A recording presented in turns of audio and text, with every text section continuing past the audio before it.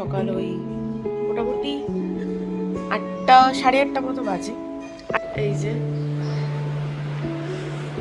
আর সব থেকে বড় ব্যাপার হলো এখন আমি যাব বাজারে। ফার্স্টে বাজার করব, কারণ বাজার আজকে তাড়াতাড়ি উঠে যাবে, তো আগে বাজারে যাই। বাজার সো 29 এপ্রিল আমরা ভোট পুজোয় সবাই অংশগ্রহণ করেছিলাম, আর আজ 4 মে তারই হলো ফলপ্রকাশ।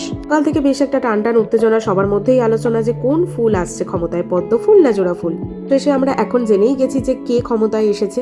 আজকে জানো তো, আমি মাকে বলেছিলাম যে মাছটা এনেছিলাম তুমি পোস্ত আর কাজু বাটা দিয়েই মাছটা করো। সবাইকেই একটাই কথা বলবো যে যারা ক্ষমতায় এসেছে না কেন তারা যেন মানুষের কোনো ক্ষতি না করে, আঘাত না আসে। বাংলার মানুষ চেয়েছে বলে তারা আসতে পেরেছে, তাই সেই সাধারণ মানুষের ওপর যেন কোনো হানি না আসে।